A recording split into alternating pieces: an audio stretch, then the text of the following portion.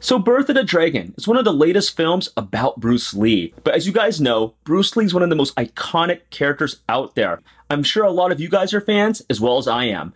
So this film, just on the basis of it being about Bruce Lee, is treading on dangerous water because there's so much hype and especially expectations about what a Bruce Lee film should be. So does Birth of the Dragon live up to expectations and actually a decent Bruce Lee film? Well, let's find out. So the movie starts off like this.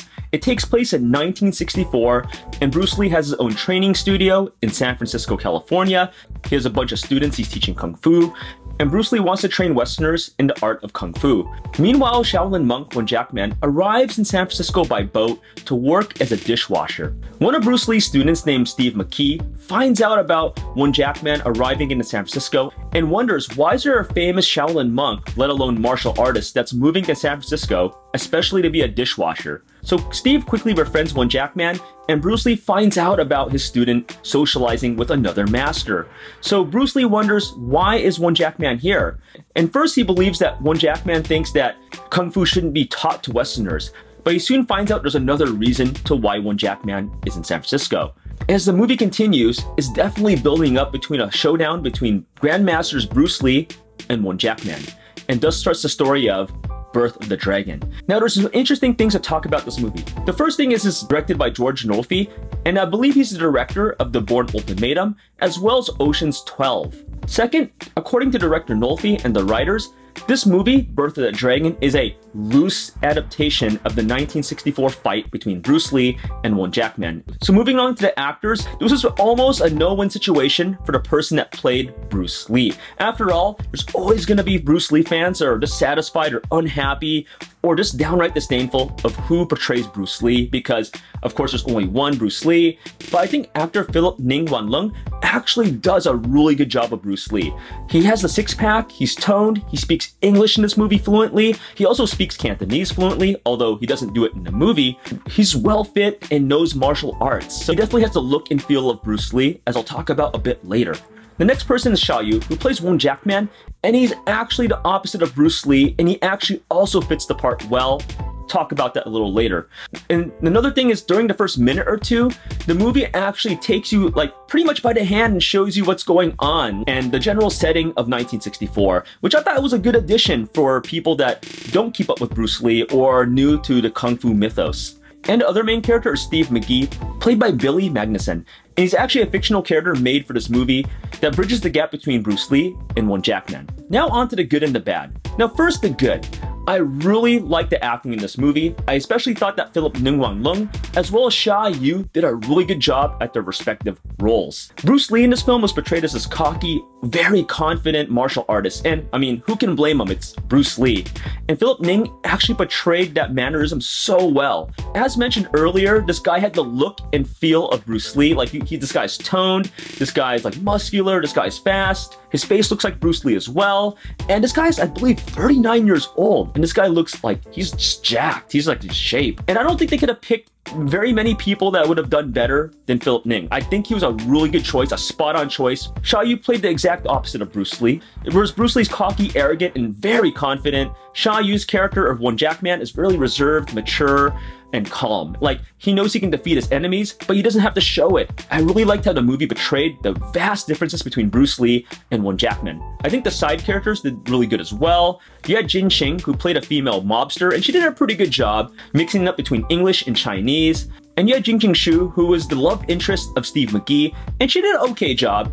I also liked how the movie captured the essence of San Francisco. You pretty much knew from the first 30 seconds in the movie you were in San Francisco, and this is where Bruce Lee was born. I like the action sequences as well. I like the fight between Bruce Lee and Wong Jack Man. And yes, the fight probably could have been a little bit better, but I still overall like the fight. And even the fight during the last act of the movie, I really enjoyed as well. I pretty much told you about the good in this movie, and there's some things I like about this movie.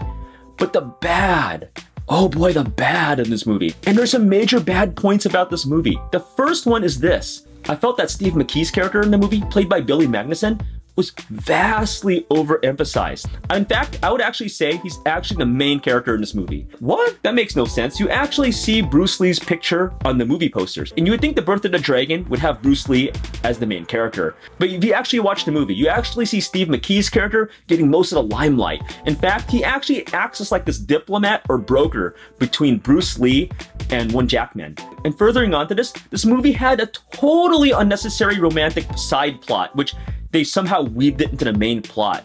So Steve McKee's character actually has a romantic interest, Shulian, and I felt it was just overforced and just added extra fluff to the film.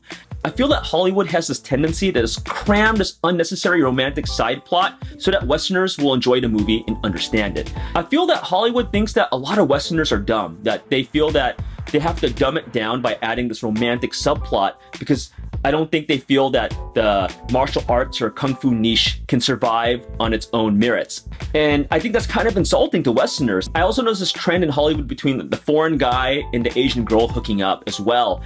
And I really wouldn't care about it as much if there was actually a valid, true reason why they always have this foreign guy hooking up with this like Asian girl. But in this case, it just definitely felt like ramrodded and just out of place. And I would actually say the addition of Steve McKee's character as like the main person in this movie actually derailed this movie. It actually made it bad. What I would have actually done to this movie instead is actually just make the movie about Bruce Lee and Wong Jack Man and put Steve McKee's character on the side and make the movie about the fight itself and about the relationship between Bruce Lee and Wong Jack Man. You don't need this third party of Steve McKee having to smooth everything over. Another thing about this movie is the real reason why Wong Jack Man has to fight Bruce Lee. And I know the movie presents a reason for it. I felt that Wong Jack Man's character wouldn't do it because of that reason. I don't think if it's part of his character to do that. And just because Steve McKee's character asked Wong Jack Man to fight Bruce Lee, he does it. And it was just unbelievable to come up with some bad reason actually for Wong Jack Man to fight Bruce Lee. Another big omission that the movie had was that the movie never had Bruce Lee's wife, Linda Lee. They mentioned Bruce Lee's wife once or twice in the movie, but I think it's a big mistake not to have her in the movie. I think not having one of the most important people in Bruce Lee's life is a big omission.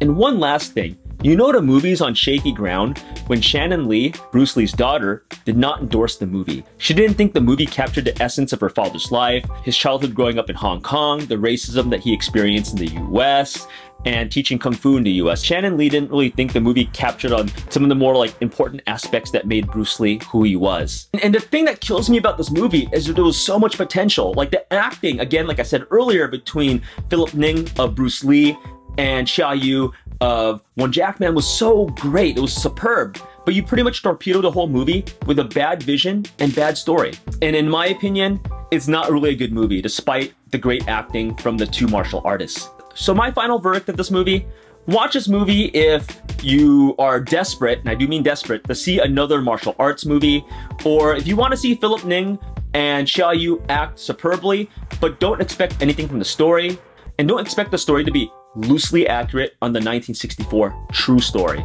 So what do you guys think about our review of Birth of the Dragon? Have you seen it yet? Or do you want to see the movie? We especially like to hear your thoughts if you've seen this movie in the comments below.